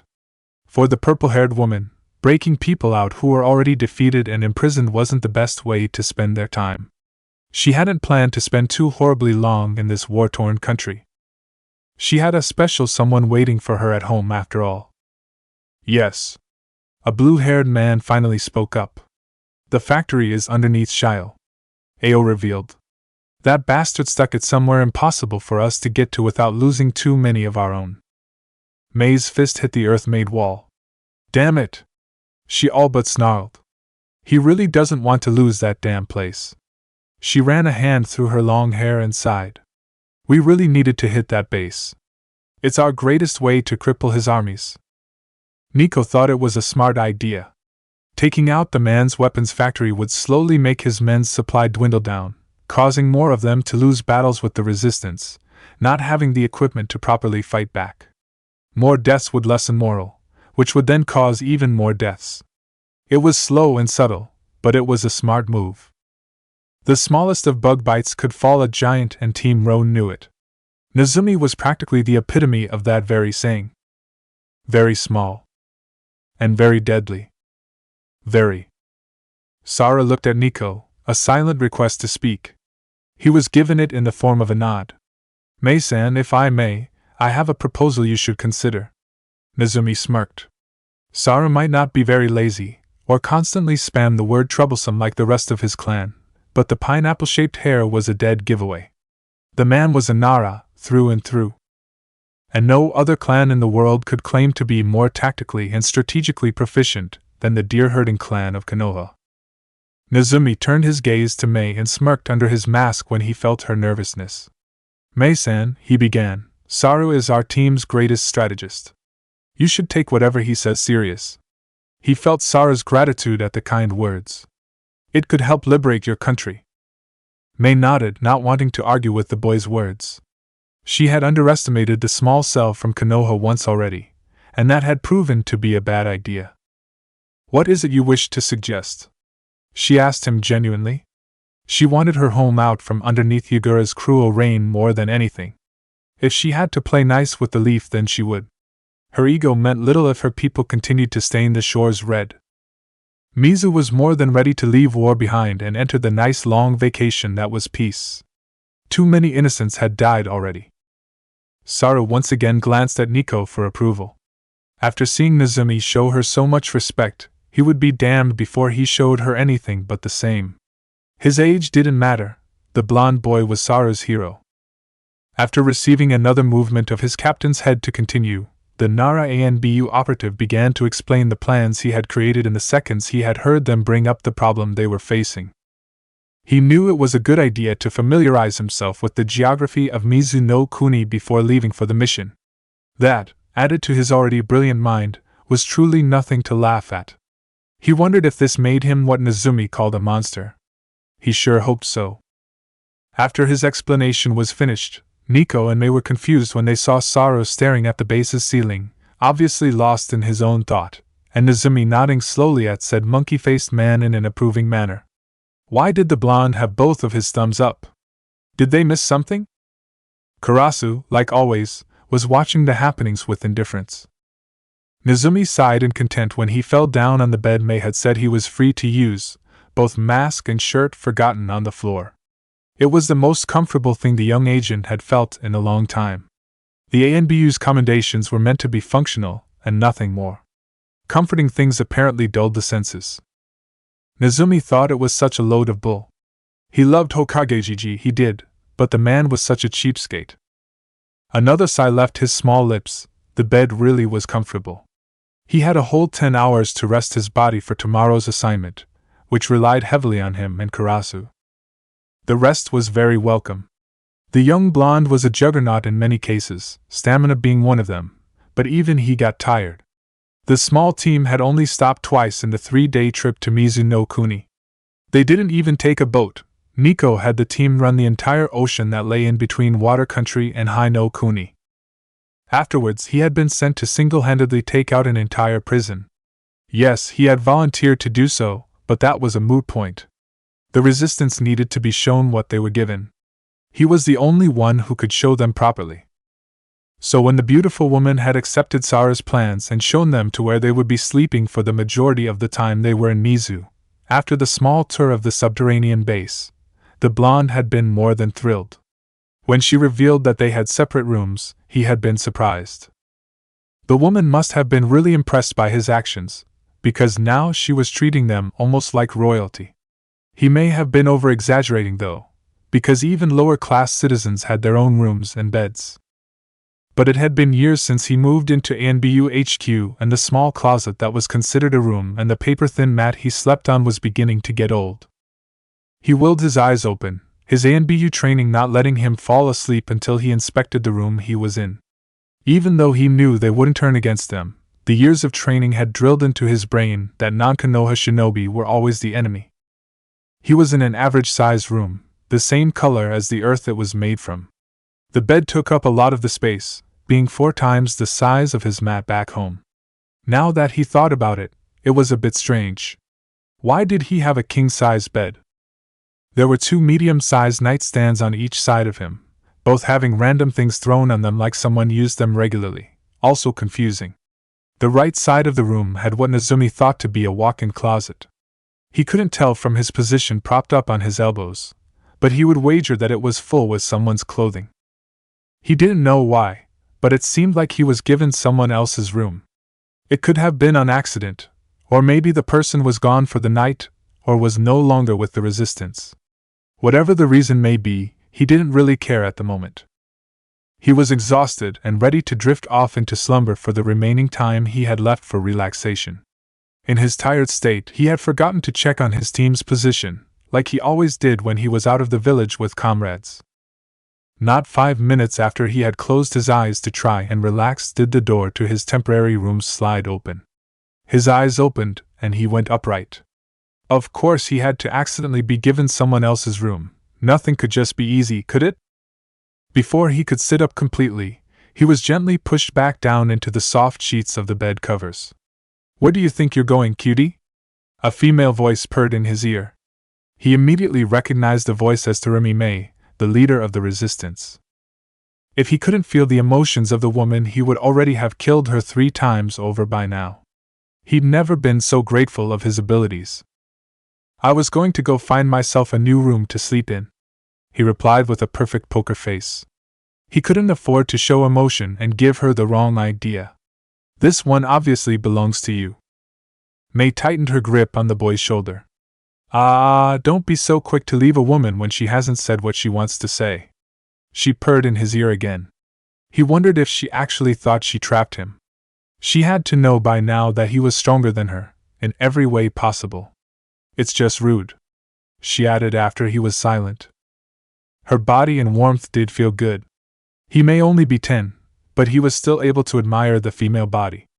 It is a wonderful thing after all. "And what is it you wish to discuss, Mei-san?" he asked politely. He knew how to keep calm and collected, even in a situation like this one. He tried his best to ignore when she pressed her substantial bust against his chest sensually, their faces so close he could feel her breath hit his warm flesh. "You seem to be a very mature young man, Nezumi-san," she replied, adding the respectable honorific to his codename for the first time since his arrival. "You must have been with a woman by now, even if you are so young," she continued, now rubbing her chest against his. "Am I correct?" she asked, giving off the feeling that she thought she was right. "You would be wrong, Mei-san," he eventually said. "I am still very much a virgin," he added clinically, talking like he was speaking about the weather or something else just as unimportant. The woman's purr was absolutely sensational. So I'd be the first to taste this incredibly yummy-looking flesh then." She licked the boy's bare neck. "Good." Naruto sighed. He really hated to have to do this. He took her wrist into his hand, gently guiding it away from his body. "I'm sorry, Mei-san, but I cannot sleep with you." He sighed again. He really hated his abilities sometimes. "I feel I am too young at this time to have sex." He pulled her other hand off his body. "I hope you can understand," he finished, sighing once more. Mei pouted. "Don't be like that, cutie. It's normal for shinobi to have sex at young ages. Our lives aren't very long." She tried to reason with the boy. It was true, too, shinobi weren't guaranteed to live long in their line of work, and so releasing some of their tension through sex was a common occurrence. Still, Nezumi was 10, and most 10-year-olds didn't even know what sex was, never mind be interested in it. The Uzumaki really hated that he wasn't like most 10-year-olds at times. Right now being the case in point. It wasn't that he didn't want to sleep with her, because he did, he really did. It wasn't even because he was embarrassed about the size of his equipment, because he wasn't, he really wasn't. If anything, he was proud of his size actually. For a 10-year-old, for any age actually, he was more than adequate. He didn't know that he had his Uzumaki blood to thank for that not-so-small gift from God. It really only came down to two things, one being the main reason for his refusal of sleeping with the beautiful woman. The first and less important reason was that she was still a Kirin, even if she was trying to bring the current Mizukage down. That didn't really count though. Yugura was an ass who needed to die. The second and most prominent reason was the obvious one, his age. He had no childish thoughts about the act. He knew exactly what it was and was curious about it ever since he first understood what it was many years ago, which is why he was hating his abilities at the moment. He just didn't really want to lose his virginity at 10. It was just a personal preference, was all. I know exactly what you mean, May. He left the "san" part out of her name. They seemed to be very personal at the moment, and weren't in the presence of others. If I was a little older then I would have happily taken you up on your offer. He tried to reassure her. He could feel her disappointment. If it's about your size then worry not. May started, reaching under the covers and his pants at the waistline. There are plenty of other ways to pleasure someone, size doesn't matter all that much to me. She was telling the truth, Nezumi could tell. I won't tease you, Anything she was about to say was cut off when she had the surprisingly large manhood that belonged to the boy grasped in her hand. Okay, that's just not fair, the auburn-haired woman thought when she recovered from her shock. Nezumi did chuckle this time. Yup, he really was a monster through and through. He again grabbed her arm, taking her hand out of his pants and releasing her grip on his member. That's not what I'm worried about, he said rather smugly. The look and feeling of shock and disbelief on her face was completely worth letting her grab a handful of what was between his legs. I honestly think that I am too young for sex. When he felt that she finally believed him, he was relieved. He didn't want to offend her. She wasn't the reason he didn't want to have sex. He just wanted to wait before he started that chapter in his life. Her next pout was genuine. After knowing what the boy was packing, he couldn't really blame her. Such a shame. She sighed, getting out of the bed and walking into the closet for a moment. I really was looking forward to getting to know you better, she called out from the closet. She walked out a short moment later in a rather revealing nightgown. Oh well, I guess you can't have everything you want, she said softly, slipping into the covers next to him. Before he could get out from underneath the covers to leave the room and look for another place to lay his head, slim arms wrapped around his torso, pulling him into their owner's embrace. May, he began, slightly confused when the woman's legs wrapped around his own. She was successfully spooning him now. What are you doing? He didn't mind it too much, he just didn't appreciate being the little spoon. You said you didn't want to have sex with me? She began. And I respect that, I do, she continued. But if you think I'm going to spend the rest of the night alone after feeling your warmth, you're sadly mistaken. She finished with a happy smile. Nezumi had the same smile on his face. He would be okay with that. Having someone to sleep with, actually sleep, was always the best way to do it.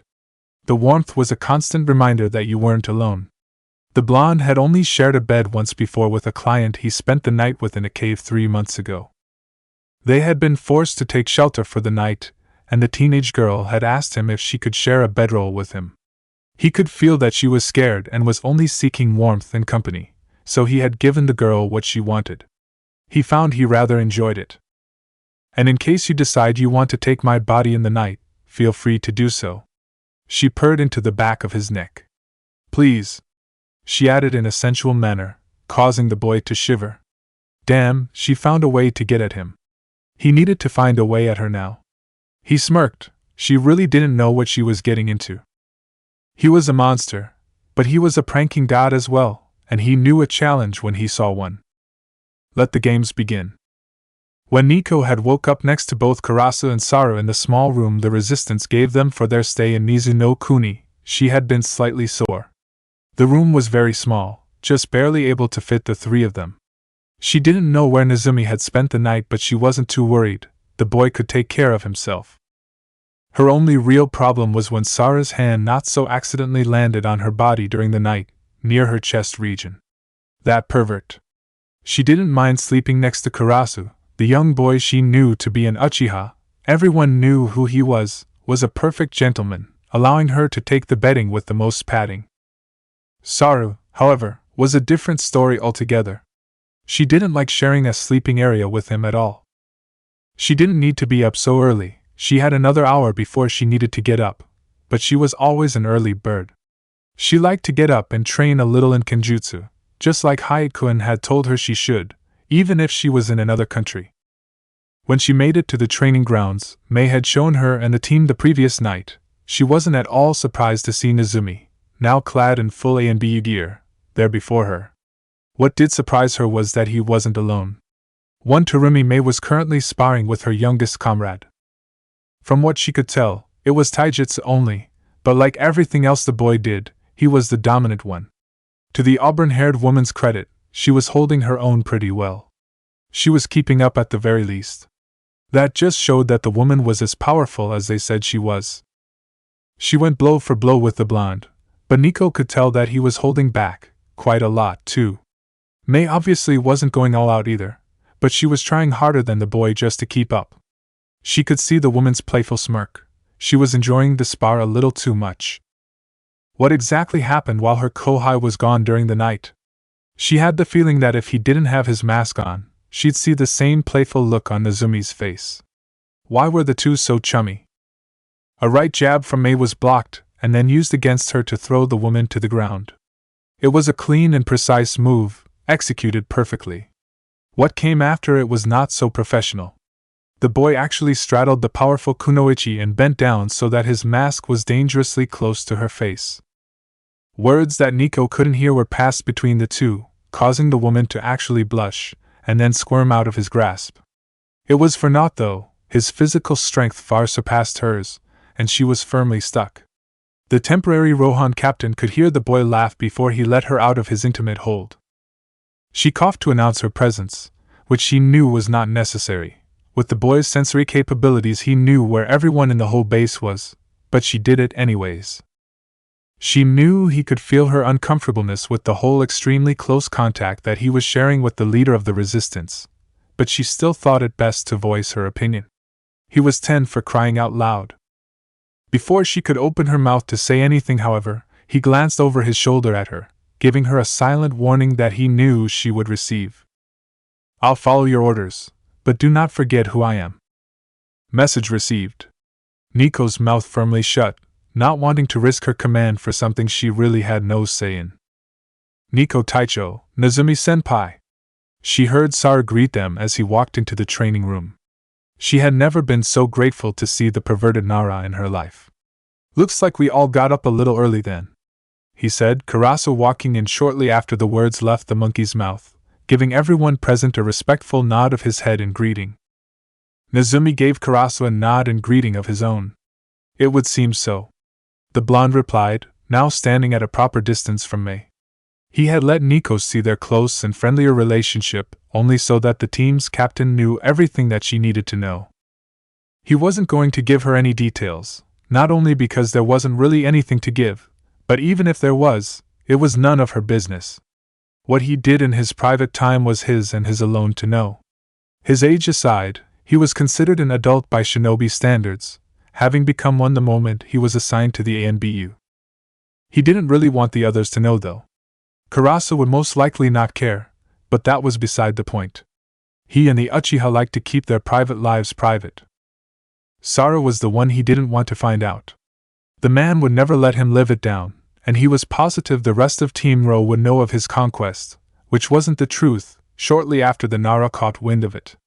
He had no delusions that his team wouldn't believe he turned down someone like Mei, so he decided to keep it quiet. "Well," Mei spoke up, picking up a towel and handing it to Nezumi. "I'm going to go wash off." She then took her own towel and wiped off the sweat from her brow.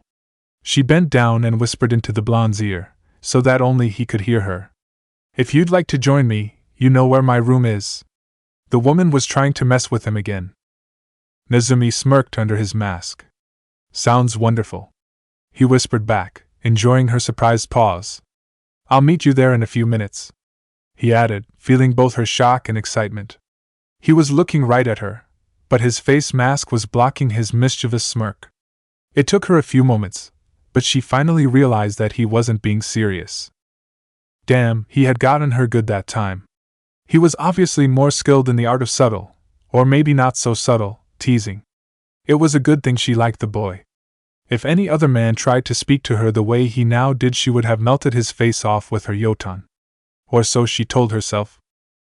Denial was something she didn't have much experience with. She, deep down, knew that she could never harm the boy, even if she wanted to. He was on a different level than anyone she had ever seen before. May gave the blonde a look that said he won this round and walked away, making sure to sway her hips more than necessary, which both Nezumi and Nico didn't miss. That woman is hot with a capital H. Apparently Sara didn't miss it either.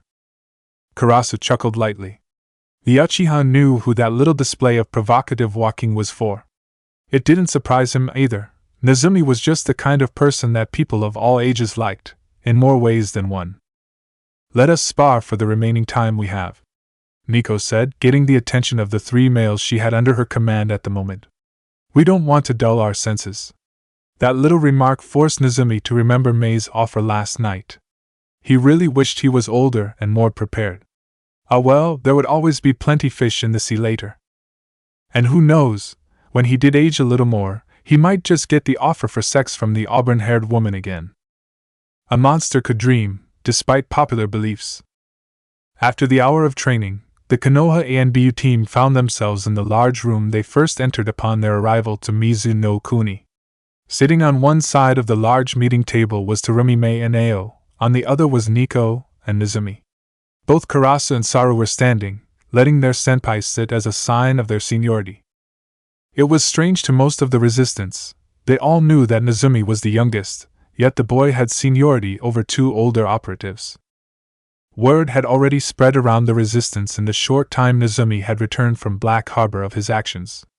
A lone boy had crushed the Kiri prison with ease, and that very boy was a Konoha nin sent with 3 others to assist them with their cause. The people finally had another hero, May being their first, to look up to. Hope was slowly returning to the hearts of the resistance, and it had been no more than 16 hours since the Anbu arrived. After May had seriously considered Sara's plan, she had concluded that it was brilliant and simple. It wouldn't have worked, however, if everything he said that needed to fall in place didn't happen, or the super-powerful blonde wasn't with them. Fortunately, and rather amazingly, everything that the monkey-masked agent had said was necessary did in fact occur. May was beginning to believe that all of Konoha's shinobi were in some way terrifying. The strategic thought process of the operative who came off as a pervert was absolutely mind-blowing. The fact that his plan was incredibly simple and completely ingenious at the same time made the woman's head hurt. The plan was as follows: have Nezumi and Karasu attack several of Yagura's bases on every island physically possible in the span of a week. And like Sara knew his senpai would do at Black Harbor, allow 3 or 4 Kiri loyalists return to the Mizukage to report what was happening. Once word had reached Kiri and its forces that children were responsible for the fall of so many outposts, not only would it lower morale, it would get the attention of the man they were sent to kill.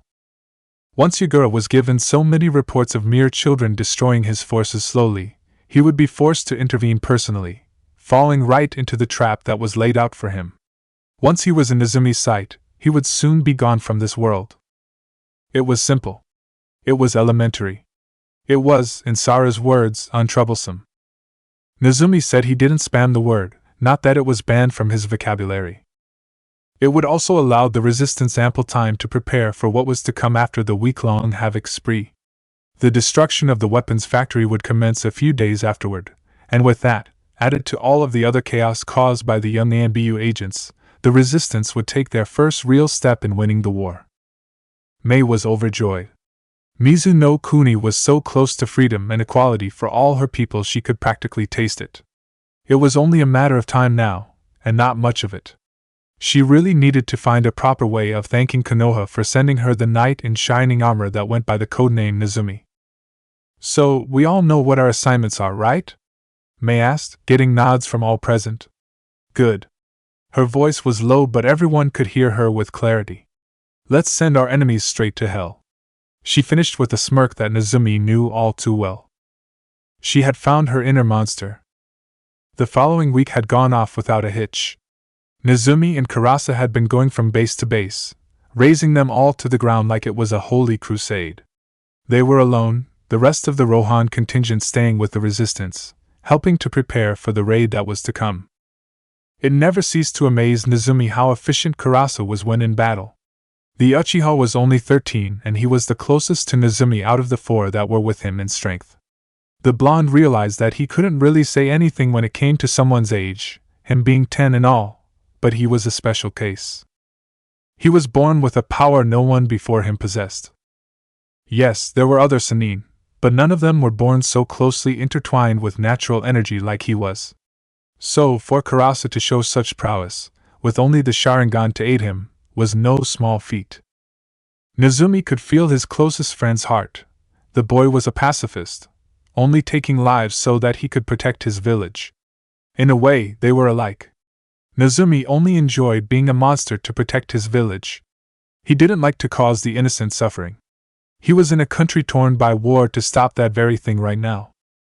He didn't like to hurt the weak, or helpless either. He only enjoyed killing when the men and women he killed deserved it. People like Yugura, whom he was planning on adding to his already large and still growing body count. Where they differed, though, was that Karasa never enjoyed killing, ever. He only did so as a means to an end. He knew the act of killing was an important factor in a shinobi's life, and he dealt with it instead of complaining. There were only a handful of shinobi that the Hokage could trust completely to do anything he ordered unconditionally, and Karasa was one of them. So they traversed the islands that made up Mizuno Kuni, bringing down to the ground any Kiri bases they could find. With Nezumi's extremely large sensory field, it was uncomplicated. Actually taking out the bases was like child's play. Without Karasu, Nezumi could have brought them down almost effortlessly. With him, the blonde almost felt depressed at the ease they were able to finish their task. Mei was telling the truth when she described the Mizukige's plan for overwhelming the resistance. Team Ro had been told that much of Yugura's armies were made up of very, very green genin. The man with questionable sanity had been promoting unready aspiring shinobi, the kind of people no sane Kage would ever let into their ranks, to genin so that he could fill the empty spots the resistance made in his forces. He was giving weapons to men and women, boys and girls, who had no business being a shinobi in the first place. They couldn't even use them properly for God's sake. It was sad, and it angered Nezumi to no end. The kind of person it took to send his people in the slaughterhouse like cattle was the kind of person that the young Anbu agent liked, loved, to kill.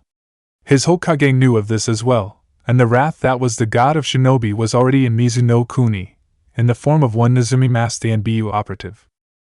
The man never should have touched a Hai no Kuni citizen. He would die for that now. Konoha would have her vengeance. Nezumi. Karasa suddenly spoke. This will be our last target before we have to return. He finished, his voice only audible to the blonde. Even though they were friends, the two hardly ever shared words.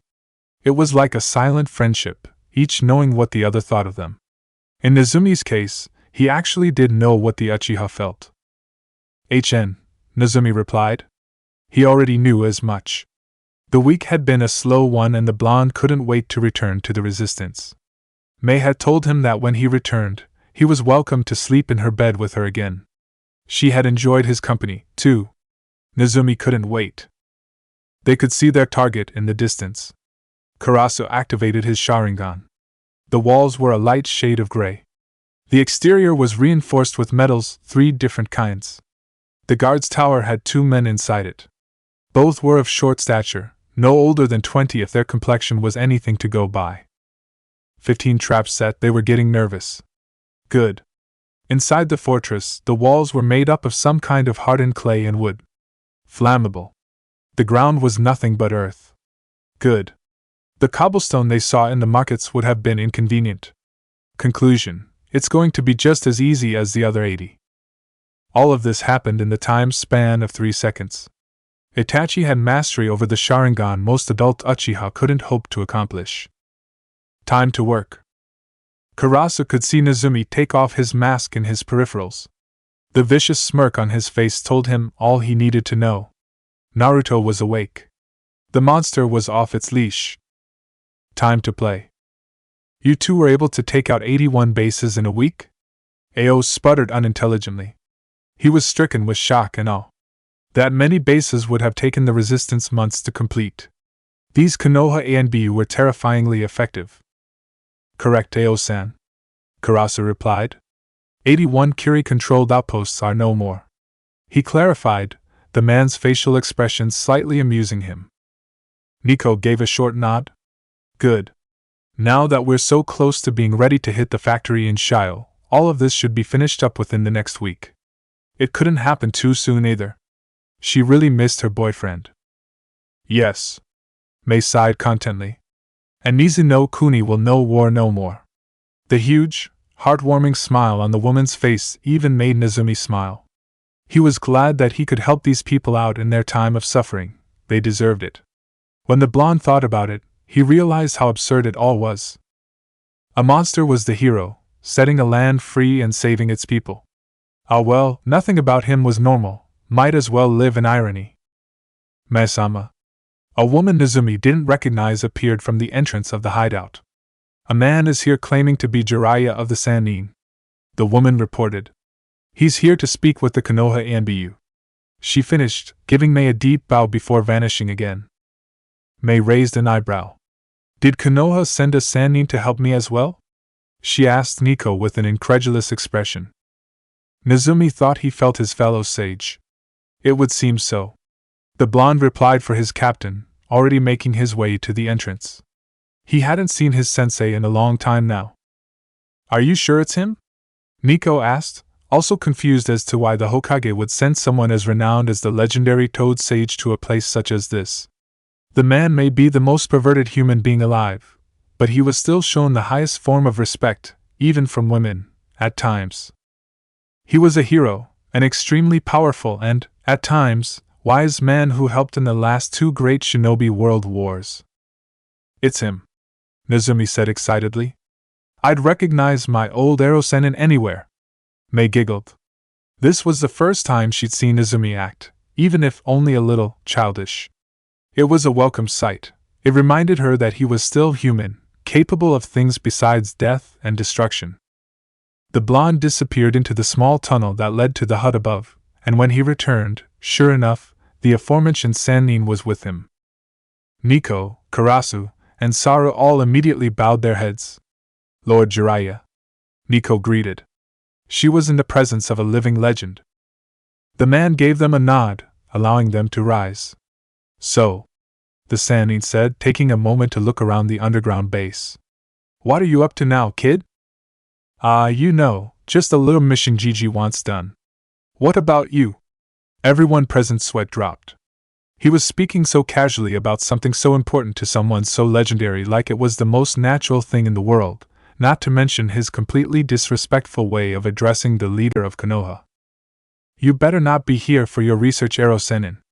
In case you haven't noticed, we're kind of busy with a war right now, he added, narrowing his eyes at the older man underneath his mask. Jiraiya waved his hand in a dismissive manner. Nothing like that, kid, he replied, smiling at his godson. I just thought I'd come and see how you were doing. I haven't seen you in a while, you know. He finished, using his large hand to mess up the boy's hair.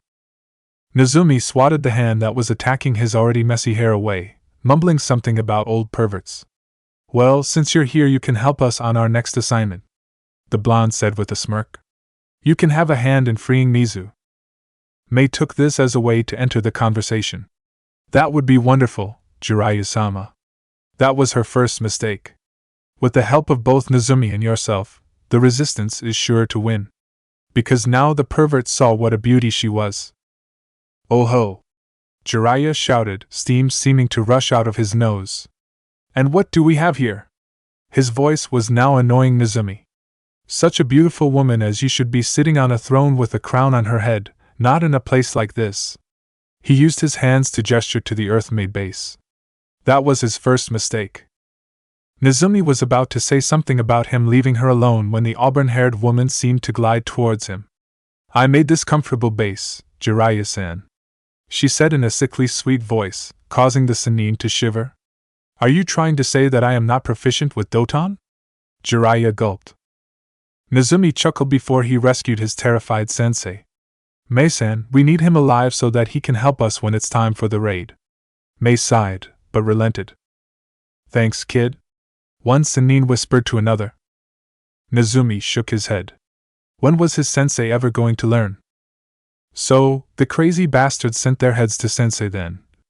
Jiraiya repeated with his voice now serious. When he became like this, like the respectable veteran shinobi that he was, everyone paid attention to him. That sounds like something sensei would send someone like you to retaliate for. Naruto. His mask was off and he was able to truly be himself in front of the man who had familial feelings for him, nodded his head in agreement. He knew he was the Sandame's top operative by now, up there with Inu Taicho and Karasu. Whenever there was an important issue that needed to be handled, with a 100% guarantee of success, Naruto was the person to be sent, especially when it came to missions that involved a lot of destruction and mayhem. Yagura tried to play games with Gigi, which was not something he should have done. Naruto replied, rubbing the back of his head absent-mindedly. He'll soon know the consequences of his foolish actions. He finished, stretching his back with a resounding pop.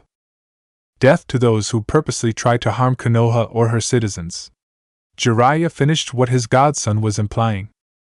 Naruto nodded, making his way to the door where he paused and looked back at the white-haired man. Hell hath no fury, he whispered before leaving Jiraiya's personal room. He was tired, and he couldn't wait so share a bed with the beautiful Kunoichi named Taramime again. The blonde's unfinished sentence was left to the breeze inside the base. Like a woman scorned. Konoha being the now bloodthirsty woman.